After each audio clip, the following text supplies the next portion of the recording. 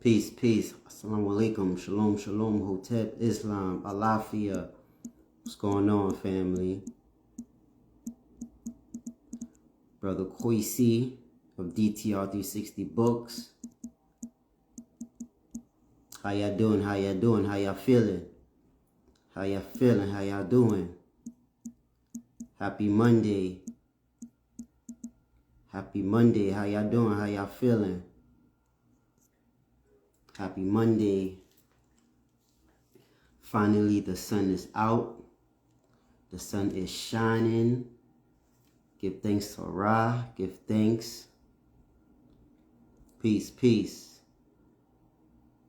Live. Thank you for tuning into DTR 360 Book Podcast. Give thanks for tuning into DTR 360 Books Podcast. Peace, peace. Peace, beloved. How are you? Peace, King. How you doing today? Can you hear me? I can. Can you hear me? Yeah, I just turned my volume up. Yeah. All right.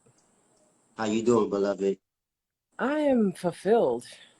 I really am. Indeed. Yes, yes. I know this will be an informative, insightful, knowledgeable interview. So let's get started. I'm gonna just introduce you, and we gonna get straight into it because I know we're running behind schedule as it is. It's okay. We're all in flow. I did have my. Let me see if I can pull up my audio real quick.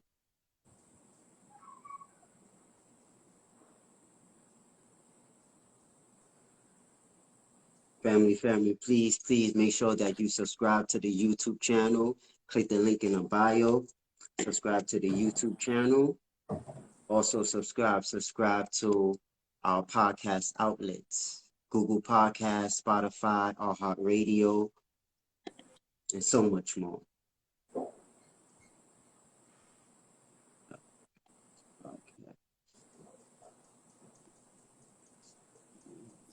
DTR. I'm looking for that email. All right, so I'm gonna play my introduction, and then I'm gonna introduce you, and then we're gonna get it started. Let's do it.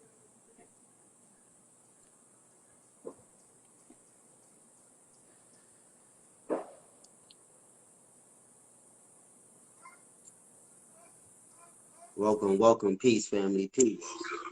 DTR 360 Books Podcast. DTR 360 Books were helping to increase reading literacy. We are here to create more doers and less talkers. This is where we execute the knowledge and put it into action. Enjoy this week's episode of the podcast.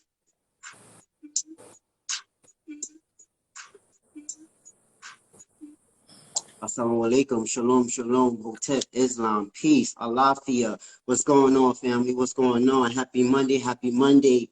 We made it to another week. Yes, we did. Man, I am delighted. I am just so pumped to have this sister as our guest here today. She goes by the name of B Hill. I actually know her personally. Man, it's been about close to 10 years now. I remember seeing this sister at one of the UAM events way back in Brooklyn, New York. I don't know if you remember that, but shout out to Attorney at War Automatics, man. I used to go to the UAM events. I think it was every Wednesday. And, I was young, just soaking in all the knowledge, That's actually where I met Brother King Simon at as well. Shout out to King Simon. I met Sister Keisha there as well. Shout out to Sister Keisha and so many other comrades and the people, freedom fighters, that is for the struggle and for the upliftment of Black people and all people of humanity, right? Because if Black people and African people ain't free, then nobody isn't free. So man, this shout out to all of those people. Again, shout out to Attorney at War Automatics for just putting on such informative events week after week, bringing on so many speakers, so many motivators to enrich the young people like myself and this sister that is about to come on, and everyone who was in attendance every week, every week. So like I said, this sister, B Hill, man, she's an original woman. She's a mother, a wife. She's an artist, an educator. She's a plant-based and fasting consultant, amongst many, many, many other things. Man, and like I said, I'm just so happy and delighted to have her on this podcast here today. When I seen her doing a live about 2 weeks ago, I had to hit her up real quick, like, yo, I need you on this podcast and I need to interview you because your transition from veganism to, I think you call it indigenous uh, fasting or something of that sort. We're going to get into that.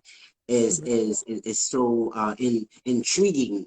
And I never heard or seen anyone that was vegan go back to eating flesh or just go back to a certain eating habit. So without further ado, ladies and gentlemen, brothers and sisters, please welcome with me Miss B Hill. I don't have no sound effects right now. We can make our own. Yes, indeed. How are you, beloved? How I'm you good. been? I've been very busy. I've been healing. I've been transitioning. I've been evolving. And just like and flowing in my divine femininity, to be honest. Yeah. Indeed. Well, Yeah.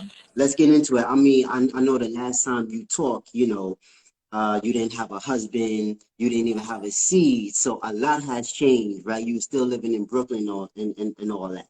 So a lot have changed. So let's start off by telling the people, tell us about your upbringing and what was that like? Okay, so like he already introduced, for those of you who are just coming in and missed that introduction, I go by B Hill. My Ghanaian name is Afia Wisdom, multiple names. And my upbringing was, I was born and raised in Harlem. I was born in Harlem Hospital, literally, born in Jefferson Housing Projects. So I am what you call a project baby. Through that, being with a being raised by a single woman who then got married, and then taken to a better part of Harlem.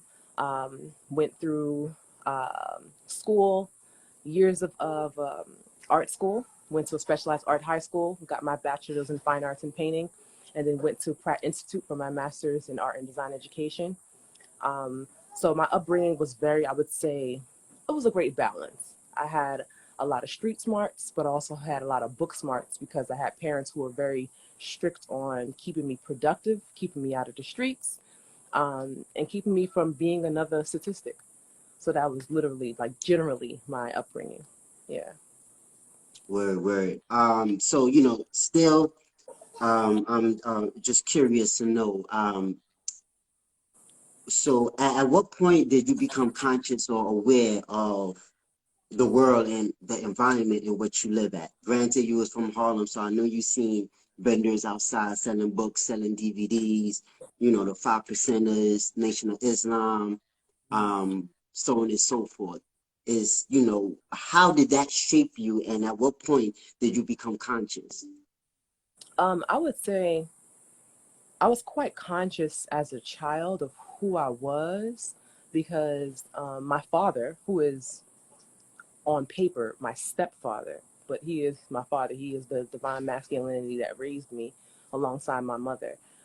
He would talk a lot about like Black history, the differentiation of, uh, he took it more so of a social aspect of it and what we do within the United States as Black people, historically and things of that nature. And I think that is what sparked my consciousness. But I got deeper into consciousness when I started studying with the Nation of Gods and Earths. So I was studying with the Nation of Gods and Earths, also known as the Five Percenters.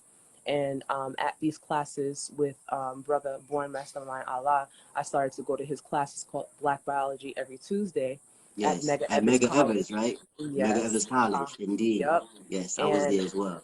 And I think I've already had my master's degree. I don't remember. I don't know if I was in grad school or not, but I remember going, and I was just like, all these years of school, and this is what I've been missing. Like, you know what I mean? So he took it from a form of like melanin carbon compound and what we need to be consuming as original people because our genetic makeup.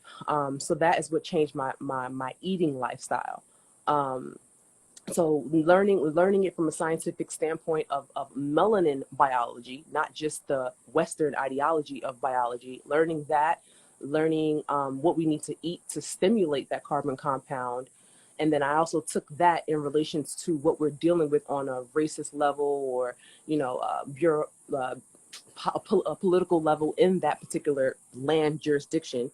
I'm like, it all makes sense. And then I also started to tap into the more spirituality aspect of it. So spiritual things like studying more of Queen Afua, getting into meditation, getting into yoga, getting into deep womb trauma and how to heal that. All of that was literally like my trifecta. My dad, who was like extreme Black Power brother. And then we had Boy Master Ma'ala that talked more of the science and the nutrition aspect of it. And then the spirituality aspect. And that's what really like decoded my DNA back into what my ancestors gave me, essentially. Indeed, indeed, yes, yes. Salute to your pops as well, and salute to Bon Mr. Man Allah. I definitely learned a lot from that brother as well. At Medgar Evers College in Brooklyn, New York. I'm actually an alumni of Medgar Evers College. So again, salute to Medgar Evers College and the man himself, Medgar Evers. Yeah. Because my thing is, learning as much as you can learn. As you said, you yourself, you was going to the classes, learning about nutrition, and we're about to get into that of your, how did that shape your nutritional lifestyle, and then at home, with your pops, Black Power movement, and just teaching you about Black history. um and then again you went into the spiritual aspect of things, so you wasn't just concentrating on one thing. And this is why I also preach as to people as well, because knowledge is 360 degrees. We have 360 degrees worth of knowledge, hence 360 degrees in my business name. Just focusing on one school of thought, um, that's cool, but you should, also seek knowledge in other areas so that you can be well-rounded, right? When we go for jobs, right? It's just having a 4.0 ain't gonna cut it, right? You need to be in clubs and organizations. You need to be in sports, right? So they tell you that you need to be well-rounded. Well, that's the case for knowledge as well. Again, so you need to be well-rounded, having 360 degrees of knowledge. So that being said, um, how how important was just learning as much as you can learn as far as knowledge is concerned? And then part two is, um, I would say that shaped you into your health conscious now of eating right, and as you said before, building up your melanin, because we can build up and improve our melanin, and we can also destroy our melanin as well. So talk about that, beloved. Just learning as much as you can know, right? 360 degrees worth of knowledge, and then going into the health aspect of how did that shape your health consciousness? So it's kind of well, I understand the question, but not fully. I'm going to answer it how I comprehend it. So I feel like for me, knowledge is it's it's a 360 degree aspect of knowing and acquiring information, right? So yes, the books were important. Yes, the biology courses that Born Mastermind Allah provided was important. Yes, the prior knowledge of all the great leaders that my dad provided for me as a child was important. So I think all of that was important because it gave me the foundation to awaken the consciousness. You feel me? But I feel like Okay. after getting all of it, it's up to my level of intellect to decipher what information, sort of knowledge can I assimilate and actually use to become a better version of myself, Right. essentially. So I think that knowledge is extremely important to me, like especially knowledge of self, like knowing who we are as original people. And that's the reason why I adapted to the 5%, because I like to know the statistics according to Elijah Muhammad, and knowing how many of us really know each other versus who don't really know each other or don't even accept of who we are. I feel like that's a detriment into why the world it is the way it is. It's all out of order. Period. So I feel like once we tap into that innate universal law, things that is by nature, you feel me? Man, woman, and child, like things like these are all divine things that our Yeah, knowledge, ancestors wisdom, practiced. understanding. You feel me? So with that practice, I feel like with that knowledge, I would say, is what made me figure out what I can assimilate, what I can use to not only become a better person, but to also bring back our people or our consciousness back into original organic order for me.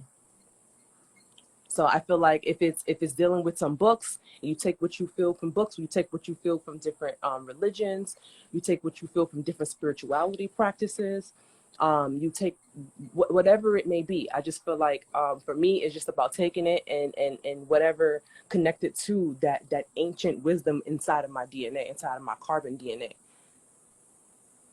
If Right. that answers your Right. question. Yeah. Right. Yeah, for sure.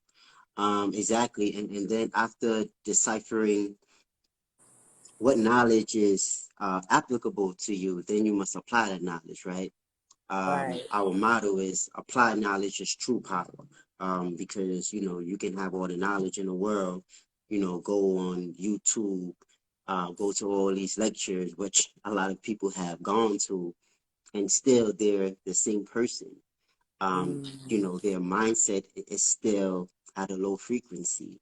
Their eating habits is still toxic, so on and so forth. Their environment is still toxic. So at what point do you say, you know what, let me apply these knowledge, let me apply the teachings of the most honorable Elijah Muhammad, may Allah be pleased with him. Let me apply this knowledge of the most honorable Marcus Garvey and the Garveyites, right? Let me apply these, lessons and this knowledge so that I can become a better person, so that I can improve, right? Because if you're not growing, then you're dead, You're just stagnant. right? Not Everybody physically, knows. but right, Hmm. mentally, right, spiritually, politically, and otherwise. Um, so yeah, that's dope. So staying on the topic of education real quick. So you're a teacher, correct? And so what has that experience been like?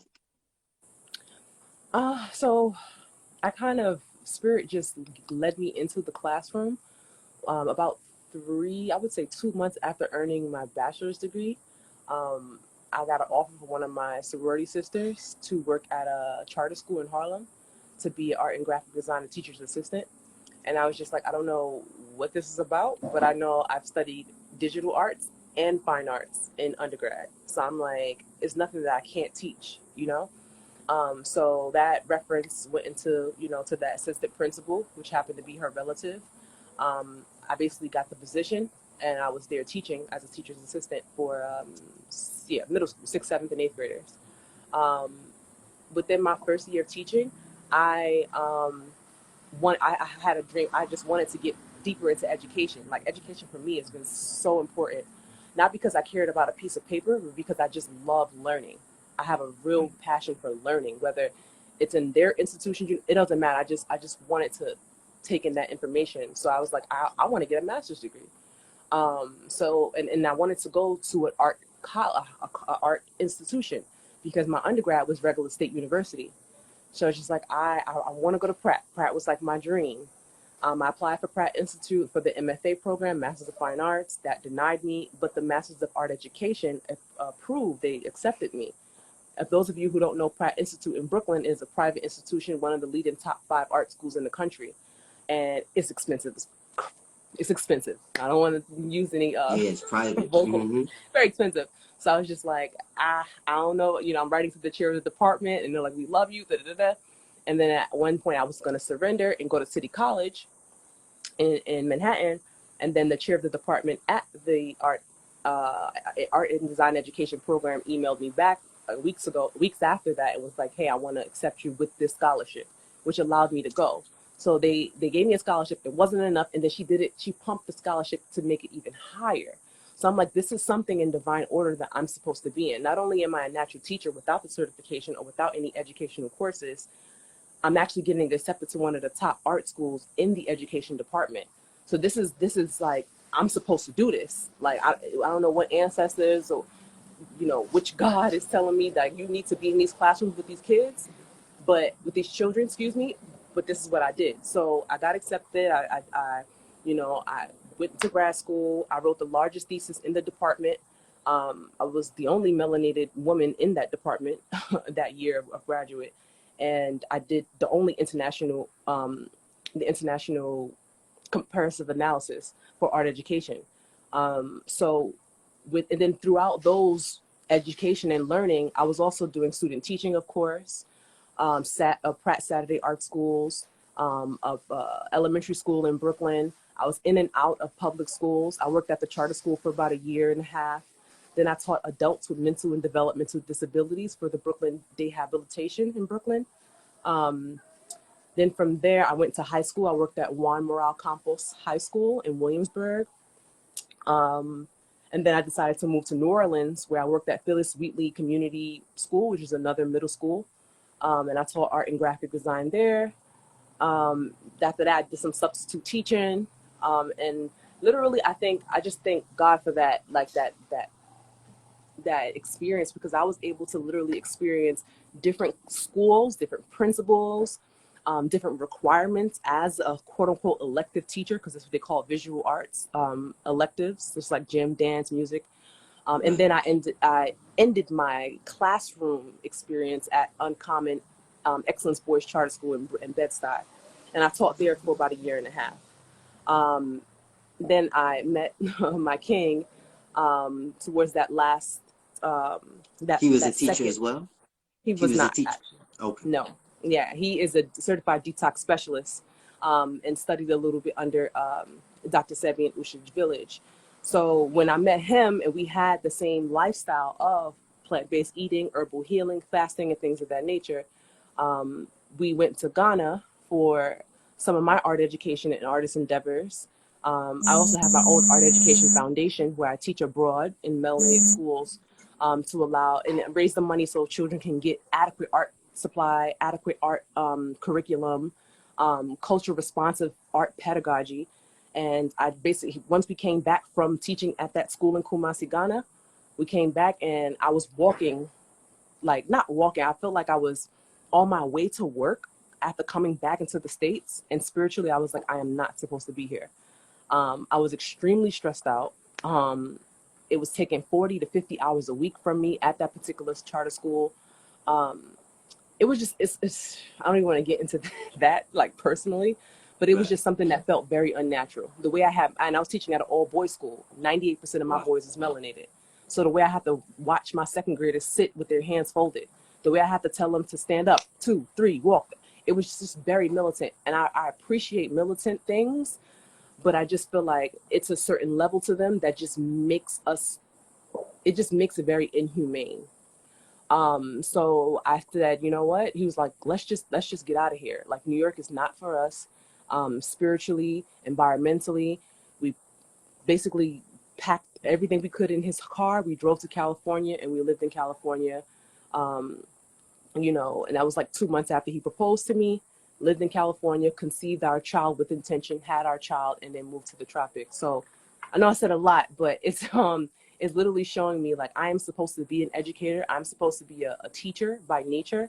School gave me the tools that I need. And my own education foundation is how I'm able to still execute that gift, using the tools that I have via classrooms, via school, and things of that nature. So I just give thanks. Okay. Like, yeah. Are you still teaching? As of now, no. Okay. Yes, I am. My son. Oh, right. Right. Do you miss being inside the classrooms though? I do. You do, right? I really do. Mhm. Man, yeah. I mean, I definitely know, as far as in some aspects of what you were saying, with the militancy aspect of, uncommon or even just charter schools, in general. Um, but from what I've heard, it's like those public school students, like they're more out of control than the charter school students, right? So, yes, structure and order, because when they go home, granted, we're still living in a majority of households being headed by single mothers. So they have no structure, they have no organization, they have no militancy, they have no male figure for that matter, right? So, you know, I get it. I get it. Um, so you actually answered one of my questions, because I wanted to ask you about what moved you, or what I guess prompted you to move, like from Brooklyn, and I didn't know you moved to Cali, so from Brooklyn to Cali and then to the tropics. So where exactly are you, in the Caribbean? Yes, I am in Oh, Costa Rica. oh, okay, okay, Costa Rica, okay. So how is Costa Rica? It's beautiful. I feel like it's like, okay, so I can be anywhere we're closer to the equator because of the carbon melanin and what that means to be in that 23-degree radius from the equator. I feel like anywhere in these tropical, like, I guess, areas of the earth, I'll be able to survive as a melanated woman. But here specifically, I feel like it's a great balance, to be able to connect in an environment where the majority of the globe's biodiversity is in this landmass is extremely powerful. Not only is it powerful physically and aesthetically, it's a powerful genetically, scientifically. You can feel it. You breathe different, you think different. Any healing you think you've done, it'll reveal itself to you over and over again until you fully heal it. So it's just it's a beautiful, beautiful, beautiful environment. It really is. Yeah. Mm. Did you pick up any Spanish while living in Costa Rica? You know how to speak Yeah. Spanish a little bit? Yeah. Yeah, I mean, being from Spanish Harlem, I was born and raised on the east side of Harlem. So my Okay. childhood best friend was Mexican and Puerto Rican, and then being brought up on the west side of Harlem, where it's like little Dominican Republic, and then working, like, having teenage jobs in supermarkets that's owned by Dominicans. I learned a lot of Spanish in the States, but here it's a little bit different. It's more like the Spaniard formal Spanish, so it has been a challenge for From me. Europe, Spanish. Right. It's a little form, like Dominicans have a little slang to their Spanish that if I say it here, they will like huh, like what are you talking about? It's another another result of colonization, I would say, for differentiating and mixing up discourses. But I would definitely say it's a challenge, but I feel like people here are very in tune, especially on the Caribbean side. It's a different type of vibe from the Pacific side. So I feel like either like body language, energy alone speaks for itself. And then I think that a lot of the melanated people here who know that I don't speak Spanish or know anyone that speaks Spanish, and you try, they appreciate that more than you saying, like, I don't know what you're talking about, speak to me in English. Like, they respect the fact that I'm trying to use certain words. Wow. And a Wow. lot of the black folks here, they speak English anyway. They speak like a what they would call like a Jamaican patois. So they can go from Spanish to Caribbean in the Okay. same conversation, essentially. Yeah. Dope. Dope. Yeah. So let's get into it, right? So, Mhm. I know you was vegan. You was vegan, so for how many years? 6 years. About 6 years. So you was vegan for 6 years. Hmm. And then, I guess you were saying that it felt like your body wanted like more food. It just wanted more Right. of substance, I guess. Right. And then, you started to eat like flesh. meat.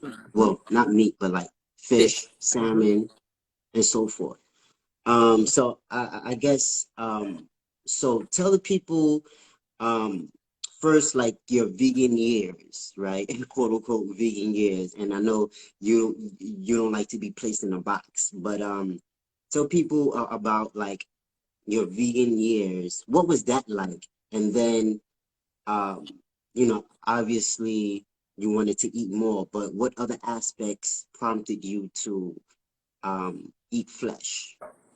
Um, well, my vegan years again started with, going to those black biology courses and knowing what we need to eat as carbon-based people, looking at foods that are high in carbon, are high in electricity, to actually activate and stimulate the carbon compound. So knowing that, I felt like being 100% plant-based vegan helped me clear out a lot of trash that was in my body, not only in my intestines and in my blood, but intercellularly. So I felt like that was meant to happen. I feel like all people, especially if you come from a demographic like me, New York City, the hood, corner store, bag of chips, quarter waters, quarter Quarter juices. waters, yeah, quarter Yeah, I juice. feel like, yeah, especially if your mom was eating like that, you've been dumped with these toxins from the womb. So I think Mm, that for me, for what I tell people, especially when they book consultations with me, it's a prerequisite to even get to what I call an intuitive or an indigenous type of eating. And it's also environmental. This is like a theory that I came up with intuitively. So I feel like some people would make an excuse and say, I can't commit to veganism for a certain amount of time. But I've always asked, okay, well, what kind of vegan foods are you eating? All right. How often do you fast? How mm, long? What is the longest time you've ever fasted before? Liquid. You know what I mean? To be able to do intercellular cleanse that deeply for you to decipher what's a craving over what's a intuitive genetic need. So my 6 years of veganism gave me that awakening to say, like, I needed that 6 years of cleansing. And in that time frame of me being 100% plant-based vegan, I've also contracted the human papillomavirus. That was a blessing.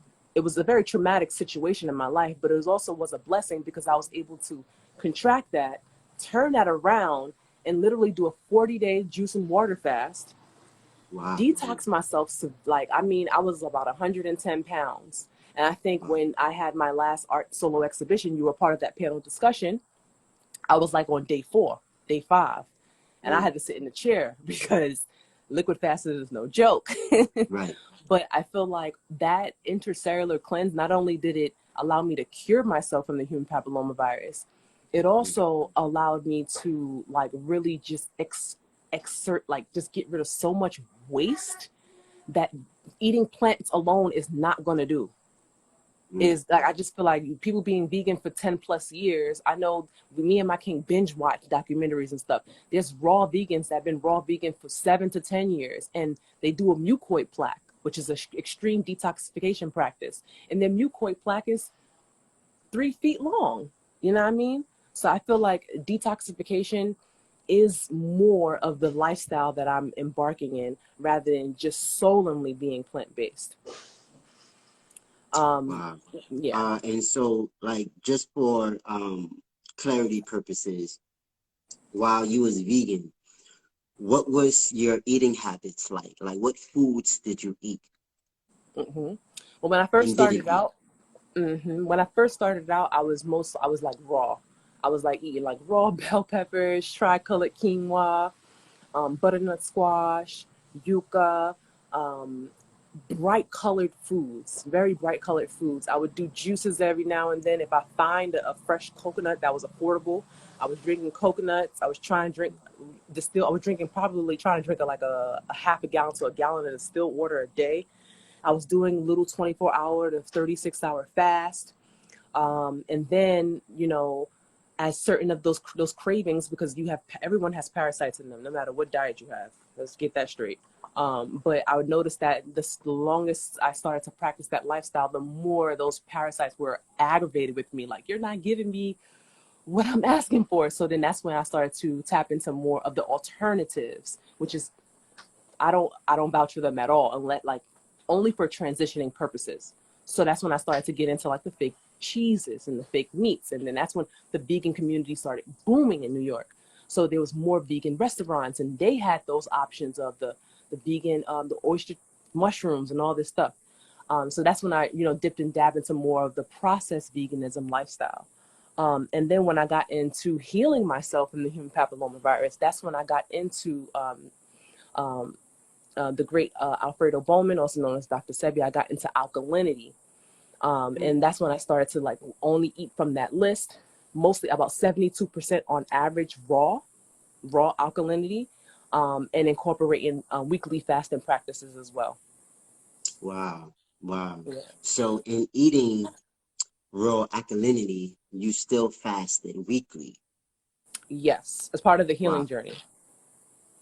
Oh, you said for healing purposes. Yes, part of that healing journey. Because when I first found out about the human papillomavirus that was in my blood, I worked with Philip Simpson, which is allegedly one of Dr. Sebi's grandsons. And he advised for me to eat raw, take his herbs, and fast 24 hours a week. So I was doing that for about 6 months, 6 to 7 Wow, okay. months. But then for those of you who don't know, when the woman contracts the human papillomavirus, we usually have pap smears from our OBGYNs once a year. When you have this virus, you have to get pap smears every 6 months, twice a year. So my second appointment with my OBGYN after working with Philip Simpson, my numbers were still the same. So I'm like, whatever he's doing, it's not ridding it. It's not making it, increase, but it's keeping it at a homeostasis. I don't need it at homeostasis. I need to get out of my body. Right. So that's when I just, got back into meditation, got back to affirmation writing, prayer. And I vended at, shout outs to sister from Fufa Negus. She had a pop-up. She asked me to live paint at the pop-up. And my brother, one of my closest friends, he vended. His name is Alkaline Jungle. He vended right across from me. And he had Dr. Sebi inspired herbs. I started talking to him, find out he's like a maroon bloodline Jamaican who've been working with herbs his whole life. He told me, like, this is what you need to do. I can't believe he told you you have to eat and take herbs. He's prolonging the process to get you to pay for more herbs. What you need to do is go on a 40-day fast, period. And I was like, I just was raw for this. Look how skinny I am. Like, I'm going to freaking die. What do you mean? He was like, no, mama, you're not going to, his Jamaican accent, you're not going to die. I trust me. And he just said, this is what you're going to do. He set me up. And I did it. I broke fast a day 41 and a half on my 42nd day. Wow. Wow. Yep. And so take us through that process. So you was fasting for 40 days and 40 nights. Was it just a liquid fast? Yes. It was just a liquid fast. So you was just drinking water and drinking smoothies, or? No smoothie. So when you do liquid, we discuss liquid fasting, we discuss non-fibrous beverages.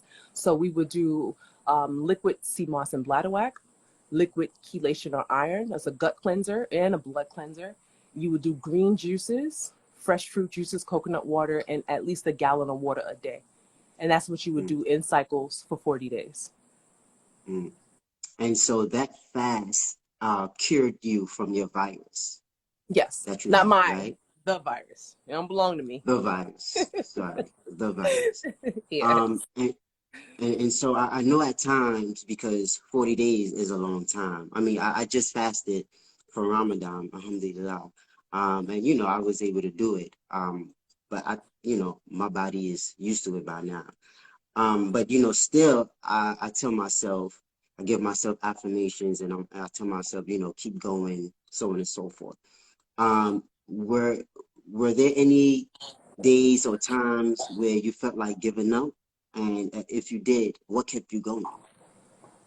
I felt like giving up. I would say, I feel like the first day, I was like, I don't know if I can do this, because the taste of the herbs, oh my God. The first day? I would say the first day, and that was when I tasted my first batch of herbs. Because what you do, you take 8 ounces of each of the herbal compounds twice a day. And if anybody knows about sea moss and bladderwrack, it's very thick and it tastes like the bottom of the ocean. So tasting that, I was like, I literally, like, another one, if like, that's what me and Alkaline Jungle, we both do the coaching when we help people go through these 40 days, because you need that mental support. That stuff is so, Right. I'm gonna let people know that stuff is the worst tasting thing you ever tasted in your life. And that's how you know it's working. You feel me? So that first day, it was very, very hard for me to keep it down. And I was trying, like, squeezing lime in my mouth, holding my nose. It was just, it was dreadful. So I was like, I don't know if I could do this for 39 more days. Like, this is crazy. Absolutely crazy. But then I was like, you know what? Am I going to waste my money again? I'm already $1,000 into this from dealing with another herbalist. Am I going to do? No, I'm not going to do this. Like, my money was important, number one. I was working hard for my Right. money. And I was like, do I want to live with this virus? Because my goal has always been to be a mother and a wife. So I'm just like, if for those of you who don't know, the human papilloma virus is dormant in man, but it doesn't affect the man. They've created all these viruses to really affect the reproductive system. It's population control. So it doesn't affect the man, but when we contract it, women contract it, we are able to find it out in our pap smears. And if we don't take care of ourselves enough, it can turn into cervical cancer. And our Right. cervix is one of the main things that holds in the child. So I was like, do I really want this to turn into cervical cancer? Do I really want to risk my chances of becoming a mother one day? And I was just like, no, then suck the shit up and drink it, Brianna. Drink it. Right. You know what I mean? And So I and was, this is before you had your seed. yes. This okay. Hmm. So that's when I felt like I was like, I wanted to give up. I would say another time I wanted to give up was around, it's between day 10 and day 20. It's usually the hardest. Like when you get to teens, day 14, day 15, it's like you're almost at the halfway mark, but not at the halfway mark. And you're counting down like, wow. So I remember being in New Orleans. I went to New Orleans to visit some family members, and me and my elders, Malik Rahim, shout out to my grandfather, Malik Rahim, um, his queen. We were riding our bikes across the bridge from the West Bank, from the West Bank to the East Bank, going to the Essence Fest. And I'm literally on day 14 of liquids, and New Orleans is hot, like it's like 95 degrees, and I'm like, whoa, what am I doing? But that's how I know I overstood the power of the herbs, because once I took my doses of iron rich herbs, it gave me that spark of energy to, like, I was moving on that bike, like, and I was like, this is what life is. Life is not about, what I mean, being full. It's about mineral density in our food, whether it's liquids or whether it's solids. What is your mineral density like in these foods, and how can you actually survive off of this? Because if I'm able to be 15 days, no solids, no smoothies, just juices, just liquids, herbs, and I'm able to get on this bike and literally at the Gulf, like at the Gulf of Mexico, if geographically of where New Orleans is, and I'm riding a bike in the heat, and I'm able to make it to this festival and Mm. still have a good time at this festival and make it back to I call her my grandmother's house. Right. I'm like, this is beautiful. This is beautiful.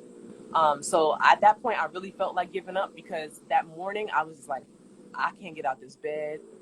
And, we practiced like breath work, taking your time, moving slowly, setting your intentions, and really telling yourself you have energy.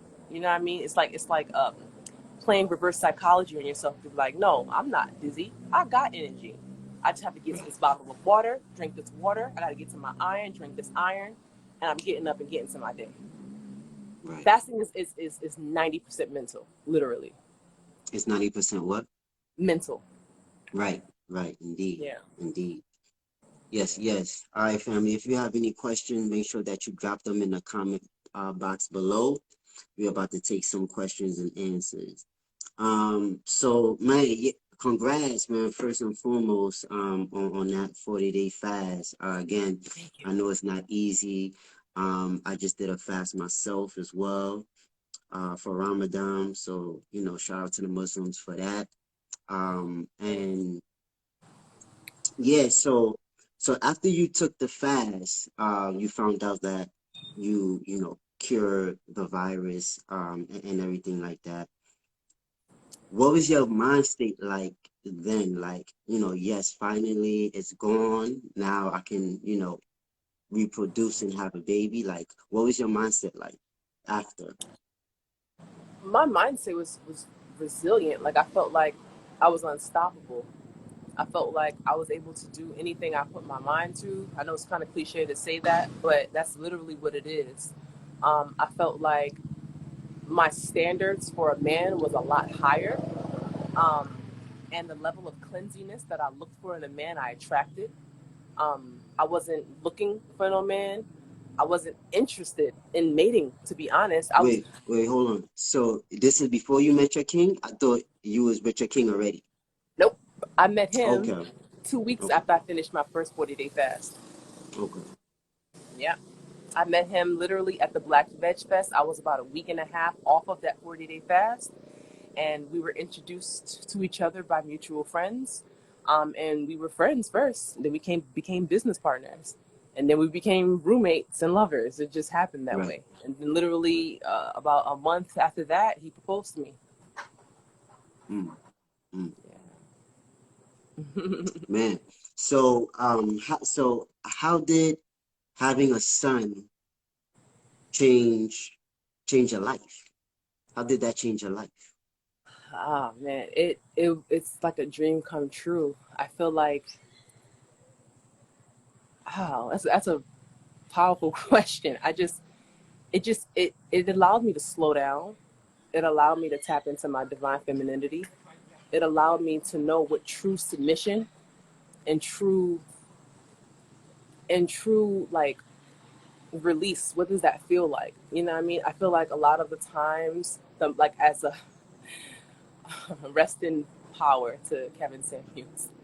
But I feel like a lot of the things of what he says about women simply surrendering and just submitting and sitting in our divine femininity, I feel like being a mother has forced me into that dynamic. I feel like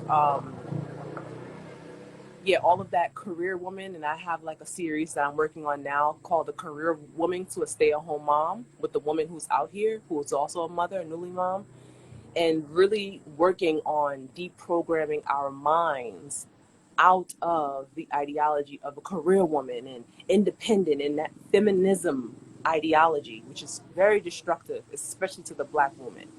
Um, our ancestors practiced balance, man, woman, and child. Without our divine masculine, we're basically nothing. You know what I mean? Like we need that. Like that's just what the Ankh represents. So being able to carry life, being able to give birth naturally in our bathtub, and Okay. bring my With son no into my midwife? You didn't have a no. midwife? We had midwives, but they didn't Okay. show up until 30 minutes after I was holding my son. Mm, So we did this. It was just me, my king, his mom. okay. Okay. So I That's feel good. like just having those experiences really, really like showed me, you know, what it means to get back into that divine flow. Yeah, who my ancestors were. Just to, not, and I'm not saying like we have to be submissive to we have no power. No, and that's the thing. A lot of women need to find the man that can give you that power, but also women have to know the difference between a masculine power and a feminine power and how to sit in that respectfully in a more balanced way.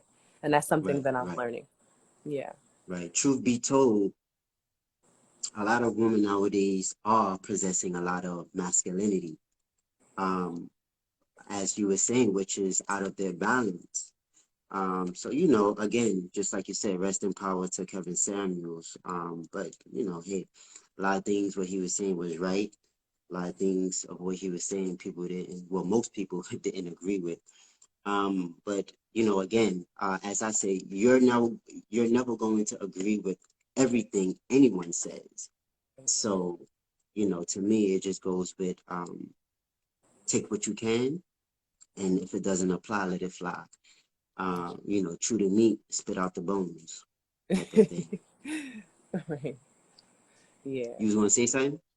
No, I was just laughing at your analogy. It was fun. It was funny. Oh, Shoot out the yeah, meat, expect the bones. That's since I started eating fish. I'm just like, my king just bought some fish back from the fishermen by the ocean, and I'm like, right. this is gonna be the second time I prepared it in 7 years, but I'm gonna do it. So speaking of fish, right? I'm not sure if you answered this.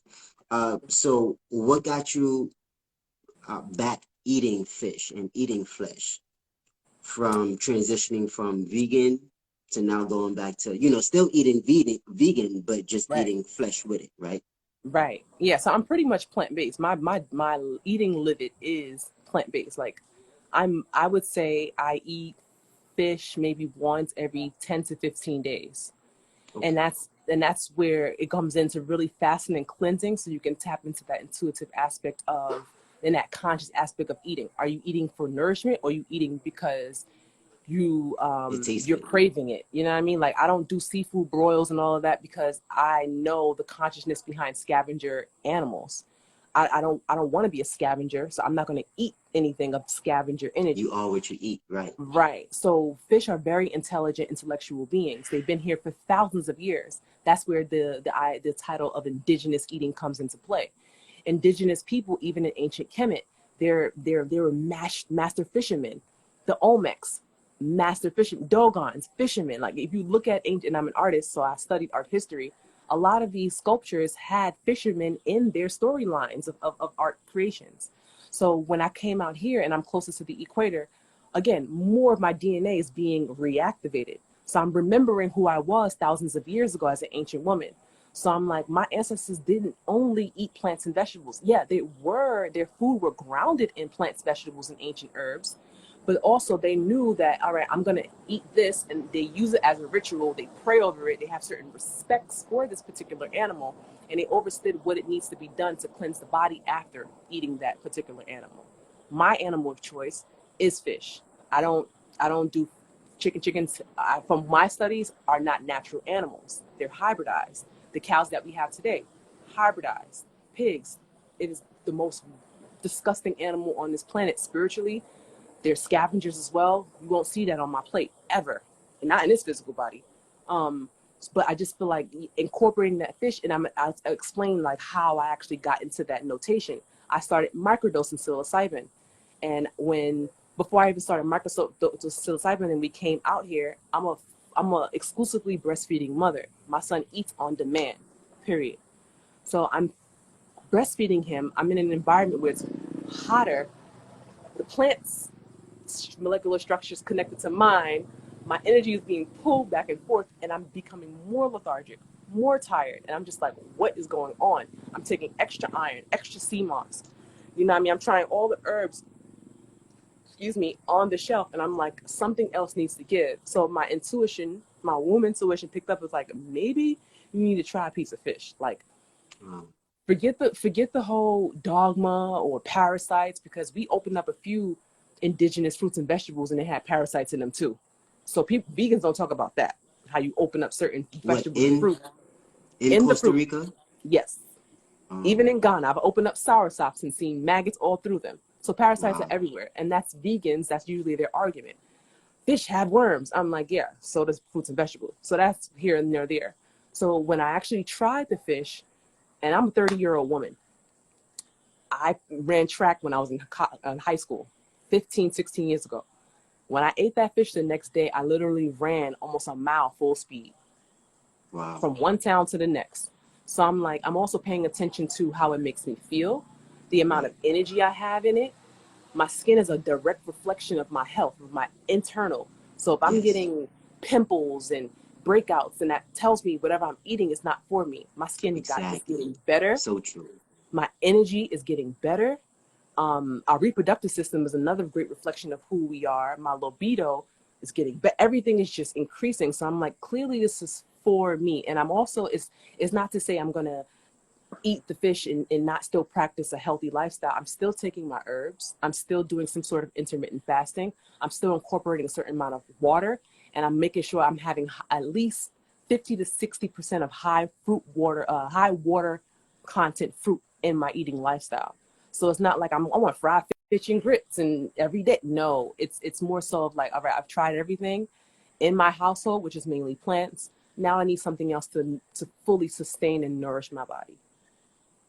Good. So now, and and this is, I really don't, know, this is just a question that came to mind. So in breastfeeding, your son, doesn't the breast milk already have enough of those nutrients and sustenance for your child?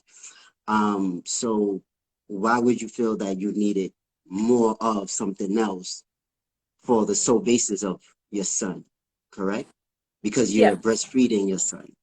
right. But I feel like the me having that intuitive switch to have the fish was not more so for him, it was for me. Ah, Because the way okay. my homeopathic doctor, I've just started going to a homeopathic like plant medicine doctor out here. He explained to me is the same way we take prenatal pills during pregnancy. We should continue that for at least 6 months to a year after giving birth, because all of our vital minerals goes right to that baby. So Right. whatever I'm eating, I need to eat 3 times as much. But I've also Okay. tried that as well, and it's still what I still was getting dizzy. I still didn't have that much of an energy.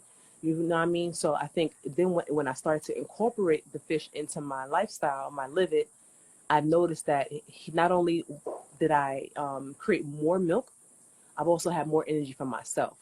Mm, Yeah, mm. like a child would the child takes any high mineral content that we have, all the calcium, all the iron, all the protein. The child takes it. That's Wow. how the human body works. And whatever's left for me, it wasn't enough because I was literally in bed breastfeeding like I Got you. cannot move. Got you. Now, do you still breastfeed your son? And if so, Absolutely. at what age will you stop? Whew, I have this question every day. Me and my husband ask each other. I don't know. I feel like I want to go as long as possible. I say a limit is, well, the minimum is 2 years. He's 18 months now. I say a Oh, limit is wow. 2 years. But I feel like it's a form of nourishment. I don't want to stop my child from being from being nourished by any means. So I feel like if breast milk is that healing, like I've seen my breast milk heal him from a fever in the night. Wow. I've seen, he maybe have a little bit of mucus or something or whatever. It might, I don't, I'm, babies, they're very vulnerable. And I've seen me literally, he had skin rashes once and I've just pumped breast milk and bathed him with the breast milk. The rashes go away within a day. Wow. So it did, I The feel like power of breast milk. the power is so powerful. So to give my son that limit, it's borderline selfish, but I feel like motherhood, it's up to us to decipher how selfish we need to be for our mental health, because sometimes it becomes very mentally straining to always have your breasts pulled on, and it's very very draining at times. But I Mm. often take myself out of it, and I'm like, he needs it. Right. Right. Yeah. Indeed. Wow. Powerful, powerful. This, man, I knew it. This definitely has been a powerful, insightful, um, and monumental interview, man. I can't thank you enough for your infinite wisdom, for your supreme intellect, and for your vulnerability as well. So, I trust that you'll continue to do what's right for you, your son, and your family. And tell the people, wait, before we go, definitely make sure that you write in some questions if you have any family. So I do have one question. I do have one question right here. So it says, what herbs are good for energy? And I think he meant to say, and for emergencies. Energy, you want to focus on iron rich herbs. Any herbs that are really dark and like rich red herbs, I would say sarsaparilla, burdock root, dandelion root, cocomelca. These are really dark rich herbs, and they're red because they extract a certain amount of iron from the ground, from earth, and actually put it in the plant substance in order for us to assimilate it into our bodies. So if you're low in energy, my guess, which I'll definitely bet on, is that you are lacking in iron in your blood. Emergencies, I can't answer that because I don't know what type of emergencies you're talking about. Mm, mm. Love that. Love that. I think you answered this, but he said, what is good for iron and energy? Yeah. So again, Oh, that's the same question? yeah. So he probably is specifying here a little bit more of what he means for energy. But again, sarsaparilla, Jamaican sarsaparilla, is one of the highest containing iron iron containing herbs. Culantro, I didn't specify it when I explained this last time, but let me go back. Sarsaparilla, dandelion root, burdock root, cocomelca. Also culantro, not cilantro. Cilantro is a hybridized version of culantro. Culantro is more long and they have more, like the edges of culantro is kind of prickly. So be careful with your fingers. But I've learned that studying plant medicine here, the native land here, you boil some culantro, they grow wild, and it's extremely high in iron.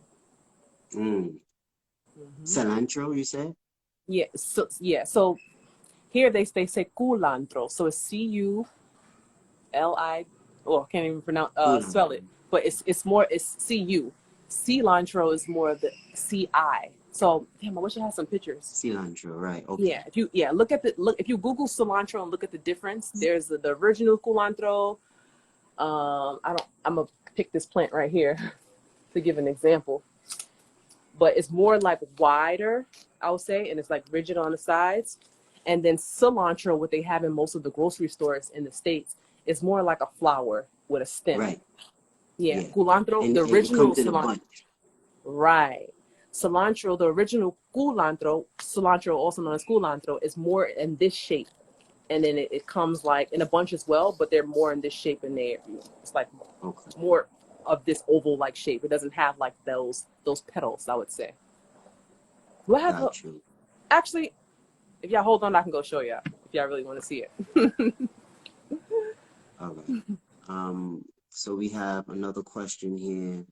I think I so what milk alternative do you consume, if any?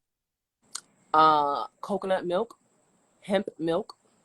Now do you make these your own or you buy it? I make them and I buy it.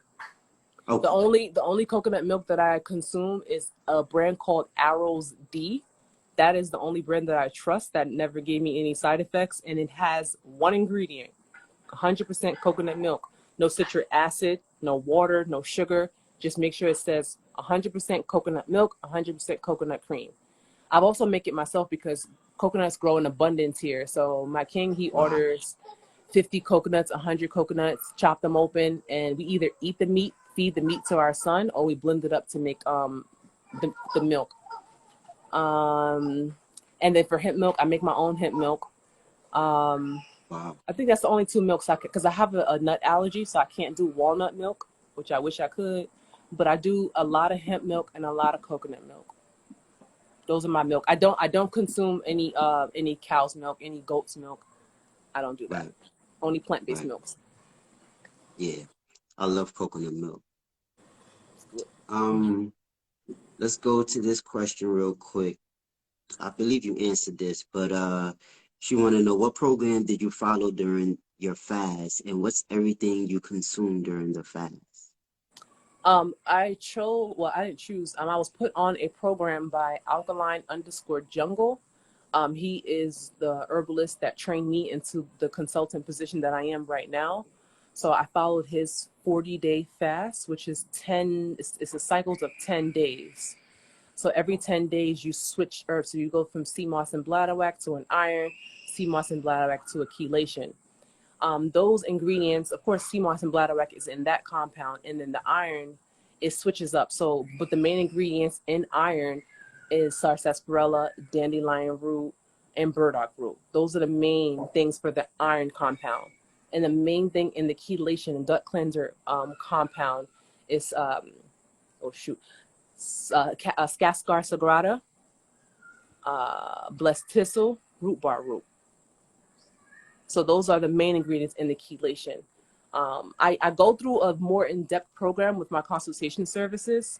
You're welcome to click the link in the bio and my bio and book a consultation, because I have everything written down in the cycles of what you have to take twice a day, every day for those 10-day cycles for 4 days, essentially.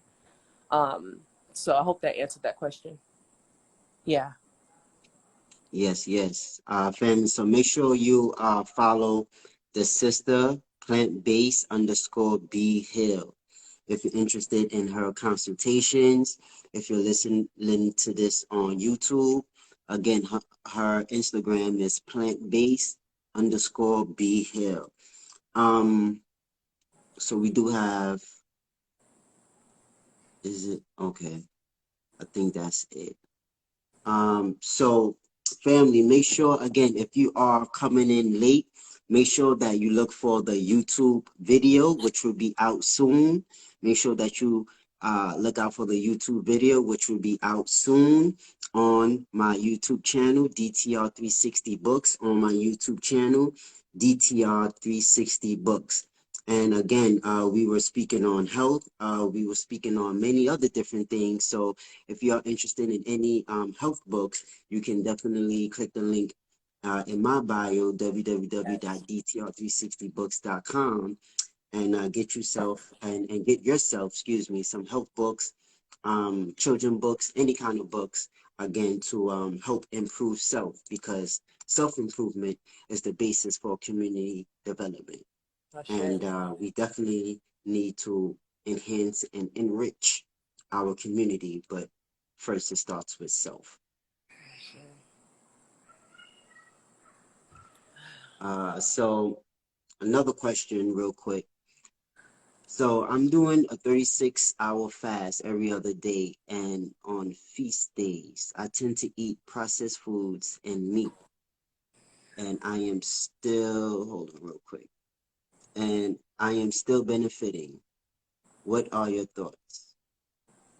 You got that, B? Or you want me to read it again? I'm processing it a little bit. 36 hours every other day, and on the fast days I tend to eat processed foods and meat. Okay, my thoughts is that you are reversing your healing. I feel like on the days that you do feast, I'm not telling you have to be 100% vegan, but what I'm telling you is that processed food is what's reversing your healing process. If you've done 36 hours of detoxification, the worst thing you could put into your body is unnatural foods, and that's what processed foods are, unnatural. Now, I can't tell you to be 100% vegan, but if you choose on your feasting days to have a natural animal, like a fish, or if you choose to have farm-raised, organic, grass-fed, wild chicken eggs with your kale or with your spelt bread, Right. you know what I mean? That's a balance. But to put processed foods in your body after 36 hours of fasting, it sounds detrimental to me, to be very honest. It's like counterproductive. Yeah, I don't agree with that. Like, I will tell somebody to eat fish and egg and a big old kale salad or something and a green juice than to do a Beyond Meat burger. That is beyond, like, all those processed foods are absolutely terrible for you. There are some of them that are really good. I think it's only like 2-3 ingredients that you can find. I go by, if you want an alternative, the best thing for you to do is make it yourself. Right. So if you want a burger, instead of buying something that has intellectual property where they are protected by the government to not put every single ingredient on there, because that's another trickery when it comes to these processed corporation food companies. They're not putting every single ingredient on there, and if they do, they use an encrypted scientific word. So if you want a burger and you don't want to choose flesh, get some walnuts, get some chickpeas, some lentils, some black beans. Get in the kitchen and get your hands dirty. Get some spelt flour, kamut flour, make it into a patty. Avocado oil, fry it on both sides. Fry some onions, some avocado. Make your own ketchup. Boom, you got it. Right. But when it Get comes some to spelt something, bread. right? When it comes to anything in a package, I don't even care if it's coming from the supermarket out here. We're still very, very observant of where it really comes from, because there's so many different laws that protect these corporations nowadays. You cannot trust it. You can't. Indeed. Quick question. Do you eat salmon as well, or just strictly fish straight out the water? I've had salmon before, once for my 30th birthday in Panama, but I don't eat it out of that one time because I'm also a big believer in geographical eating.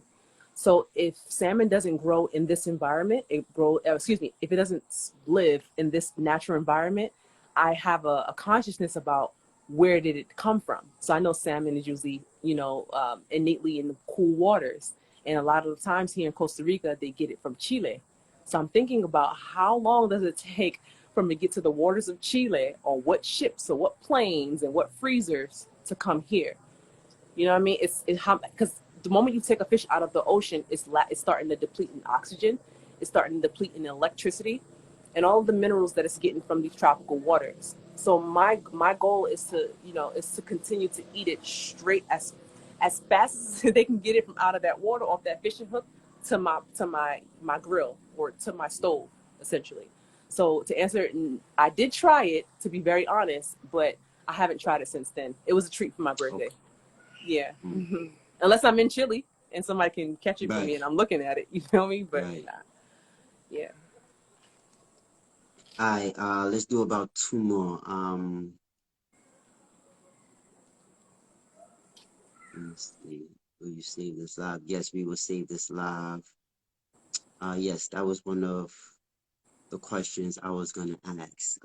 So Cool Jets. Any books that you would recommend?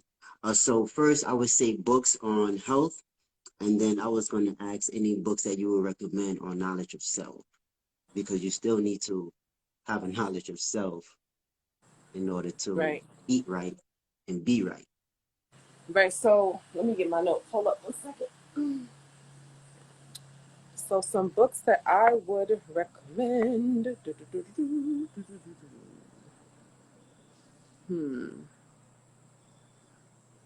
I would say How to Eat to Live by Elijah Muhammad. That was something that I started off with. How to Eat to Live. Sacred Woman by Queen Afua. She does have a section of nutrition when it comes to healing the womb, particularly when it comes to fibroids. Let me think. Dang, I should have had this ready. Would you say African Holistic Health by Dr. Laila Thank Africa? you. Absolutely. That's on my my library right here. Dr. Laila Africa. Hold on 1 second. Let me just get it real quick. Okay. Yes, African Holistic Health. This is what I actually got from DTR 360 books. Alkaline Herbal Medicine. This is another great book for healing yourself. This is amazing. Usually when I have my consultations, I'm mostly referring to this when it comes to helping, particularly healing the womb, and all of the things that we experience with having vaginas and uteruses. I think that's it. I'm like lost right now. But I feel like if anyone DM me, I'll remember. I also have another recipe book, which is amazing. Me and My King has a recipe book. It is, oh Lord, I'm sorry, y'all.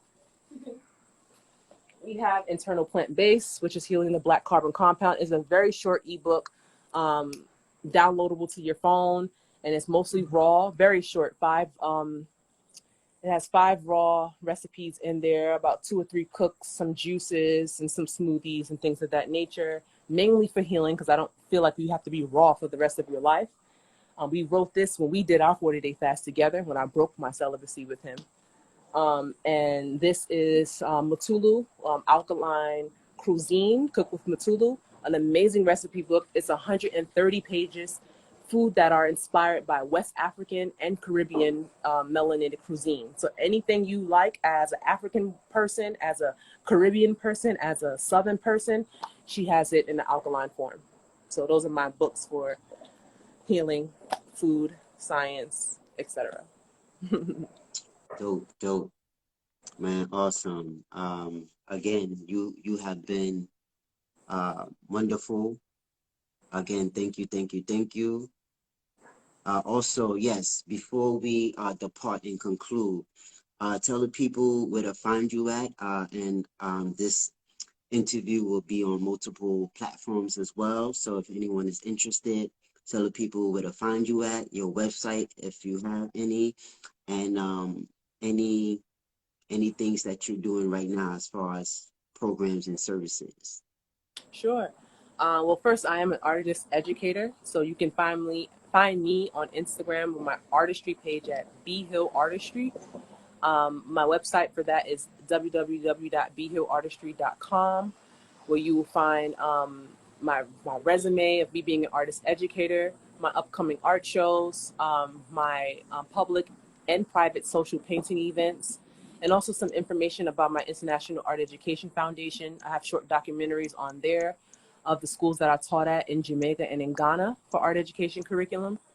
And as far as me being a consultant for plant-based and fasting services, plant-based_B Hill, that is where I cultivate most of my healing and fasting consultation services. Internal Plant Base is a family company that me and my king has cultivated, where we do plant-based food caterings, and we also sell herbal compounds from our California office, and we're setting up how to get indigenous herbs from Costa Rica to be shipped worldwide. So you get to taste Costa Rican sarsaparilla or Costa Rican cocomelca. So those are the 3 platforms. Sounds like a lot, but yes, B Hill Artistry, plant-based _ excuse me, and internal _ plant-based. Sorry, my battery was telling me it was low. I don't know if you guys heard it. I'll repeat it one more time. B Hill Artistry is my artist education page. Plant-based _ You can also type it in. Oh, thank you. If you like, you can also type it in, yeah. I'm getting a little old, y'all, this internet thing.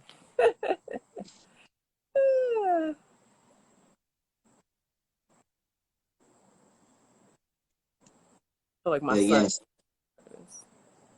Also, family, if you want to follow this sister, you can just press the drop down button at the top of the screen, and you'll be able to see her Instagram name just like that for a quick follow. All right, Sinette, there you go. 3 pages. It's a lot, y'all. Yeah. I'm multidimensional. So you can screenshot it if you like, family, and make sure that you follow the sister. Awesome, awesome. But beloved, I don't want to, take up too much of your time. But again, thank you for everything that you've bestowed upon us here this evening, on this Monday evening. We appreciate you. And I know once this video has been uploaded, it will benefit those who watch it and apply the knowledge better than us who are saying the wisdom and the knowledge for the people. So any last words, beloved? Yes, I'm giving you the gratitude and tipping my crown for you, brother, for being strong into this culture. Ever since I've met you, you've been very stern and poised in your square of who you are as an original man. And I thank you for supporting me in my endeavors. Even I know my last solo exhibition in New York was 3 years ago, but I'm just so grateful that you were part of that panel discussion. And I don't know, you're just a hardworking brother. You're very hardworking, very resilient, very structured, and I'm just thankful for brothers like you. And I'm thankful for you asking me to be on your show. Beautiful. Yes, of course. Anytime you're in New York, man, let me know. I'm not sure if you travel. Well, I mean, COVID just lifted its basically travel restrictions. So, if you're able to travel and you come back to Harlem or Brooklyn, give me a shout out. Definitely. Word. All right, family. So there you have it. I thank you. I thank you all for just listening and being with us here on this Monday evening. Again, this video will be uploaded to YouTube and other podcast outlets. All right. So I'll leave you as I greet you. Assalamu alaikum. Shalom.